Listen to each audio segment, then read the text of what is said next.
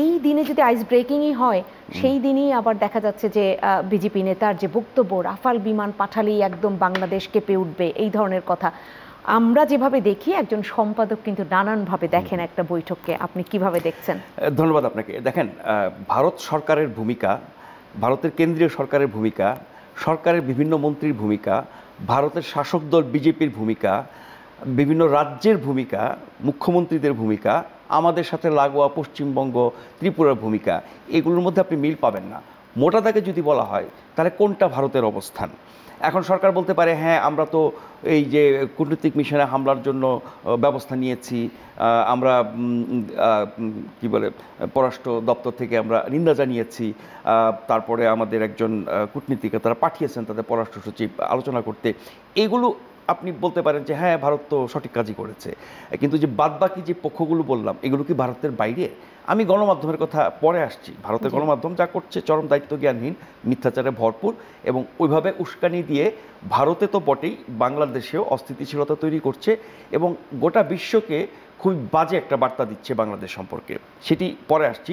কিন্তু ভারত সরকার কখনোই এই যা কিছু বললাম ভারতে হচ্ছে বাংলাদেশকে কেন্দ্র করে, তার দায় এড়াতে পারে না।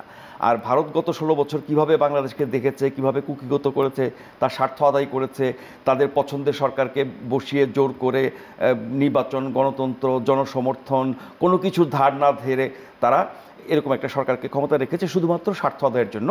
এবং গত 16 বছর অকাতরে তারা সব কিছু পেয়েছে। আমরা অকাতরে দিয়েছি, আবার গর্ব করে বলেছিও যে সারা জীবন মনে রাখবে। তো ওরকম একটা বাস্তবতায় যখন বাংলাদেশে সরকার বদলে গেল, জনগণের ইচ্ছা অনুযায়ী একটা রাজনৈতিক বাস্তবতা তৈরি হয়েছে, যার মাধ্যমে আমরা একটা নির্বাচিত রাজনৈতিক সরকার পাবো, সেখানে যাওয়ার আগ পর্যন্ত বাংলাদেশের যে এখনকার যে অবস্থান, এটি ভারত এখনও মেনে নিতে পারছে না। মানে অগাস্টের যে গণ অভ্যুত্থান, সেটা তো মেনে নিতে পারছেই না। গণ অভ্যুত্থান পরবর্তী যে বাংলাদেশ কী চায়, বাংলাদেশের মানুষ কী চায়, বাংলাদেশের রাজনৈতিক অরাজনৈতিক বিভিন্ন পেশাজীবী মানুষ, নাগরিক সমাজ তারা কী চায়, এই বিষয়গুলো তারা জানে না তা না, কিন্তু মানতে পারছে না। এই বাংলাদেশকে তারা 16 বছর দেখে নাই।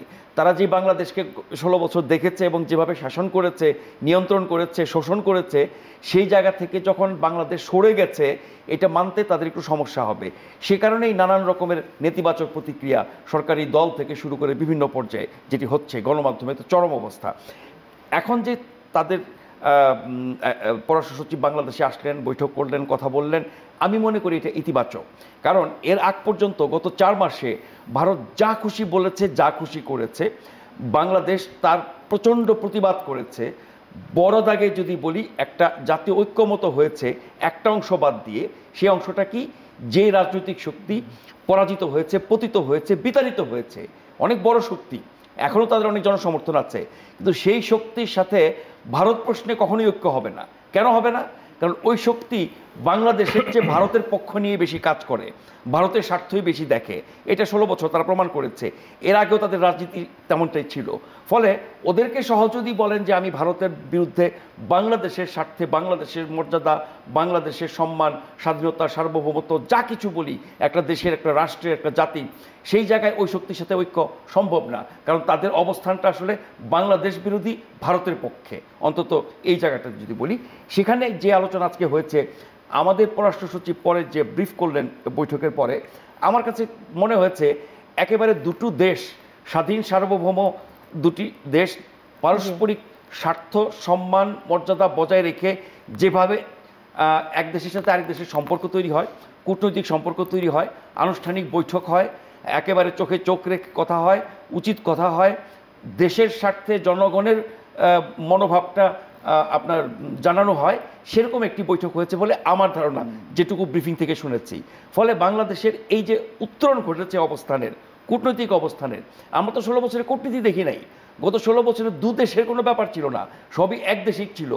ভারত যা করতো, ভারত যা বলতো, সেটাই আমরা বলতাম, আমাদের সরকার বলতো, আমাদের গণমাধ্যম বলতো, আমাদের এক শ্রেণীর কূটনীতিকরা বলতো। মানে ভারতের কিছু করতে হয় নাই, ভারতের হয়ে আমরাই সব কিছু করেছি। এবং ধরেন সীমান্ত হত্যা কত জঘন্য অন্যায় অপরাধ, এটি নিয়ে আমরা কত কথা বলেছি। গত 16 বছর কোনো একটি সীমান্ত হত্যার পরে বাংলাদেশ তো কথাই বলতো না। বাংলাদেশ বলতে বাংলাদেশ সরকার, তখনকার সরকার, যখন গণমাধ্যমে, সামাজিক মাধ্যমে বা এরকম টকশোতে আলোচনা হতো, তখন বাংলাদেশ সরকার যেটা বলতো, এটা ভারতের ভাষ্য। মানে কোনো একটি সীমান্ত হত্যাকাণ্ড সম্পর্কে ভারত যে ব্যাখ্যা দিত, যেটা গ্রহণযোগ্য না, সত্য না, আমাদের সরকার সেই ব্যাখ্যাই দিত, টকশোতে সেই ব্যাখ্যা নিয়ে আলোচনা হতো। তো এরকম একটা নতজানু অবস্থা, এরকম একটা দাসত্বের অবস্থান থেকে আমাদের উত্তরণ ঘটাতে সময় লাগবে। আমরা সেই কাজটা শুরু করেছি। আমরা আশা করি জাতীয় স্বার্থে সব মানুষের মধ্যে ওই বোধ জাগ্রত হয়েছে যে আমরা স্বাধীন দেশ,